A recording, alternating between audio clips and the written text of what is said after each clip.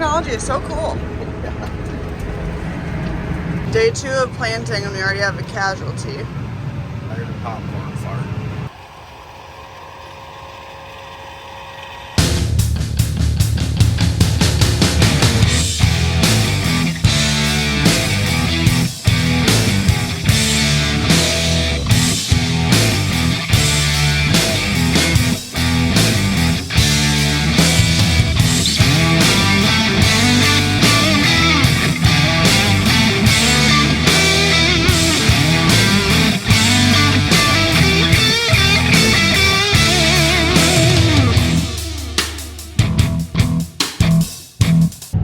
Day after I was spreading fertilizer yesterday for Mason, gotta go, heading down to the farm right now. Gotta go up on Dad's prairie behind the farm there. He's getting a new pivot put in this spring, so we gotta run up there and pour the tower pad for it. So there's a square concrete pad that the center, I'll call it the center point of the pivot, sits on and bolts to. So we got to pour that, and then we're actually adding a little pad next to it too for a fertilizer tank to set there nicely, so you can put liquid fertilizer through the pivot. We inject it through the pivot, and we've showed that before in videos, but if you're new to the channel you haven't seen that. So we got an injection system that pumps little squirts of fertilizer into the pivot basically as it's watering, and it's a way to get nitrogen out on the field. It's called fertigating. So we're going to pour a little pad next to the pivot for that, because usually what happens is when we have those tanks sitting there, weeds grow up around the tanks, and they're kind of a pain to weed whack next to, because you don't want to hit the plastic tank with the weed whacker. And I mean, I think it would be fine, but you still just try not to do that. So a little cleaner setup we're going to try. We've never really done that before. Put a concrete pad next to the center of the pivot, so we'll give her a go. But it's all formed up already. Concrete shows up in 40 minutes. So heading to the farm, like I said, heading to the farm now. I don't know how much video I'll get of that, but we can try. And then I've got some fertilizer to spread at my house and my other field, so we're working on that. Hopefully have that all done by noon, and then we'll see where the day takes us from there. Here's the yard set up. We got tractors everywhere, fertilizer spreader there, a new tender trailer, and Mason's got the planter out pumping some fuel. So I don't know how many, I think he just did one field last night, 54 acres, so we could make sure everything was running last night, so when he wanted to take off this morning, it was all good to go. So he's got some corn to plant, and I've got some miscellaneous tasks to do. Out here in the Roegator putting up order. DAP. What? DAP. DAP. What is that? It's fertilizer. Okay. Just like all of our other pieces of equipment, we got GPS monitor on it. Why is it like different colored blocks? Because it's a prescription map. Actually, right here it's putting on nothing, where it's just green. Over here it's good, because we put a bunch of manure on here like 7 years ago, and it's high. it's good. So that's what we soil test for. So you go and do your grid soil test, and if you watch here where it's green, it's putting on nothing, but now it'll turn blue because it's got half of the machine is in a darker color where it's calling for fertilizer. And so it only turns on where it needs to be. Yep, you can watch the rates right here. So it's doing it all on its own. Wow. Science and technology is so cool. So like Avery was saying, they soil test, but they go into different quadrants in every field and test the soil to know like what the nutrient makeup is, what it's lacking, what it's good on and stuff, and then they write a prescription that can then be I'm like bracing myself because the seat is so slippery in the buddy seat. So then they're able to write a prescription for each field of what nutrients it all needs. So then we're maximizing our efficiency then for every field to make sure it has all of the nutrients, but not just putting unnecessary nutrients on parts of the field it doesn't need. So being more efficient, better for the soil, all those fun things that we as farmers need to do. Saving money. That too. And also very but important. You're really not spreading any less fertilizer than you would. You're just putting more where it's needed and zero where it's not needed. You know, you're putting it where it needs it the most. Just like you put when you're planting, just like you put more seeds where the ground is better. At the end of the day, you're really not going to save any seed, but you're going to gain on yield because you're putting a higher population where the ground can take it and a lower population where it can't. Where the pink is on the map, that's where it's really bad, so it needs a lot more fertilizer there. This is a dumb question, but so that's what we need. Yeah. This is dry fertilizer, right? That's what the airflow puts on. Yep. Okay. I thought so, but I didn't want to just say I'm having to be completely wrong, so I figured I should ask. But all Brandon and, well, not all Brandon and Avery do during the winter, but part of their jobs in the winter is to do this soil sampling for our fields and then for customer fields, right? Yep. So it's a service that we provide. Another income driver for the farm because we like to be diverse. We can't tell from everything we share. Yeah, the work of soil sampling is pretty straightforward and simple and boring, and you're in the elements for sure. But the technology is pretty cool. That's the harder part. Not really hard. It's just more time consuming to learn how to do it. It'll do anything you want it to. Half the problem is the technology is usually smarter than I am. So. And we work with a lab too that you send the soil to. Right? Yeah, you send it all out to the lab. So our system that we use actually has a QR code or a product ID on every bag of soil that we take on a 5-acre grid. And then we've got it set up with the lab so they can type in the event ID is what they call it. So it's like 5 random letters and numbers that are individual to every single point that we take.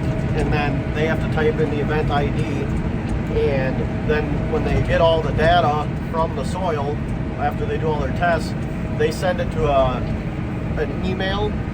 And then it automatically puts all the data into our program. So you don't have to manually enter all the data for all the points. And that's kind of one of the big things that we changed for this year that really made what we're doing a lot better because it's just so time consuming to make sure I don't have the I was irrigation going to there. say, you're almost going to Otherwise it gets so time consuming and nobody has any time. So it took a while to get it set up, but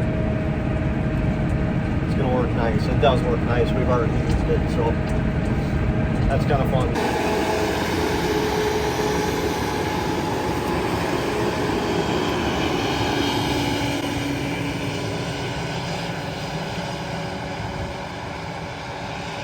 On the way to the next field, roller's out there digging. Got the Dagelman running, looks like it's doing a really nice job. Day 2 of planting and we already have a casualty. What happened?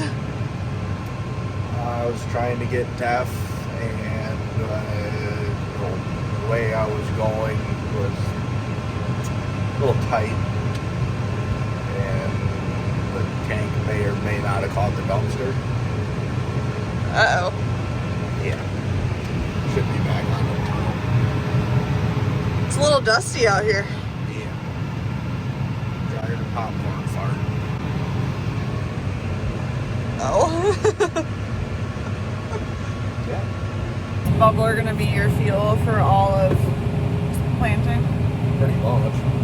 and all of summer. This field that Mason's planting was potatoes last year, so I'll link up here the video of potato harvest. I was in this field last year, and What's corn like after a potato field? It's usually pretty good.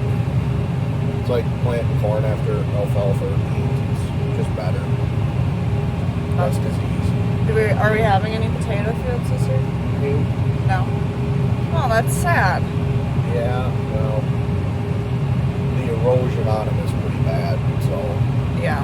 You know. Well, because after they harvest, like, it's literally bare dirt, so. As you can see out here, there's nothing. No residue. Yeah. Which is, I mean, like. It's nice to plant into. I was gonna say, it's probably nice to plant into, but it's not good, like. It blows really bad. So yeah, as you can see, this is a pretty bare field. Like, there is basically no residue, but that's because, like I said, that was potatoes. And as you can see, if you watch the video that we took last year, like, it's dirt, the potato plants in the hills, and then that's it. So there's not much there. Greaser is running out into the middle of the field over there. Right. Some people might say, why didn't you put cover crops on this field if there's so much dirt left? And we were trying to. Greggy was in the airflow, Mason's airflow, and he was trying to put the cover crops on in here, and that's when he broke it. So yeah, the plan was to have them, but Greggy had other plans with the machine, and that was to break it. He was trying. Not sure his blood, but he was trying. The field that Mason is planting at is right there, and so I brought Bree with me, but this is our, like, pond that we have. That's over there where we have a zip line and stuff on our pond. But I brought Bree over here, and she's clearly having the best time of her life. She couldn't ride on the tractor with us because she literally dove headfirst into the pond as soon as we got here, and now she's just chasing all the birds. Got the fertilizer spread this morning and got the 12-row corn planter out, so we're sticking a little corn in the ground this afternoon. Mason's in the 24-row, and then tomorrow somebody else will have to run this corn planter, and I'll have to jump in the sprayer and start spraying all the corn that's being planted last night and today. And wherever I catch them tomorrow is where I catch them, I suppose. So we're doing, used to be a hay field that Brandon burned off last fall. We killed it last fall, and now we're no-tilling some corn into the alfalfa seed, or into the dead alfalfa. So it's doing a pretty nice job. Just got started, played around with it a little bit, got familiar. Can't remember the last time I planted. I think it's been like 2 years. So I usually get 1 day a year, and I'm guessing this is my day. So half a day, that's fine though. This is a field that we were fertilizing earlier today, Avery and I, with the prescription. Well, Avery, I was riding along. And now Mason's planting it, just to show how quickly things are moving here for us.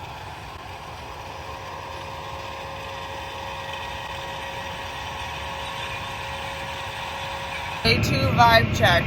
What is it? Planting. We're going. Vibes are alright. Could be better, could be worse. Could have a second tank still. Well, whose fault is that? Yours. No, it's only yours. No, you put the dumpster in the wrong spot. And the tender trailer in the wrong spot. And then the def tank in the wrong spot. I have no control over any of those. So, You still have snacks left. So that's a positive. that's nuts. Get my nuts. And you have yogurt, that, like, really good yogurt. Kind of a pain in the ass to eat. Yeah. And you have 1 pass left. 2 passes left. 3. What? That one on that end of the field. Oh. And then you're done for the night. And it's not even 9 p.m. yet. It's early. I don't feel it. I don't like starting fields in the dark. Well, I feel like to get, like, good on the edge. I feel like to get good on the edge. Oh my god, there's so many buttons. Noises. To get it good on the edge, you should have to be able to, like, see it in daylight.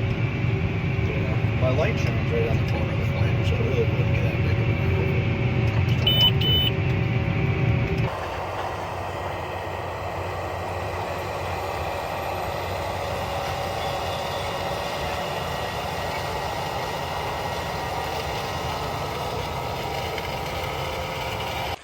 Well, planting season must be here because getting home in the dark. So just got home. Mason's actually out planting the field behind my house here. The one I spread fertilizer on, and the one I ran the daggleman on with Emily, and now Emily's out riding with Mason in the corn planter right now. So just got home. I've seen plenty of corn getting planted before, and I was planting corn an hour ago or two. So I got relieved in that corn planter, and I'm gonna jump in my sprayer tomorrow morning. Brandon actually did one load tonight, so and he reloaded it for me for the morning, so I should be able to hop in. Got to switch a few tips around so I can spray a little bit faster, and then should let her rip in the morning. But that'll be it for now, I guess. Thanks for watching. That's the first day of, you can't even see my face, I'll go inside. Guess that'll be it for now. I guess yesterday was technically the first day of planting, but today was the first full day of planting. This more felt like the first day to me than yesterday, because we just did one field last night.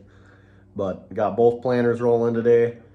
God, he had to get, we probably did 500 acres of corn in the ground today, so I wouldn't be surprised. He ran all day, had a good day. He had some pretty good going today, which is good. Got a lot of field prep done. We had all four pieces of tillage finishing ground in front of the planters. Now the two sprayer guys just have to catch them, so I'm gonna head to bed. But thanks for watching, and we'll catch you in the next one.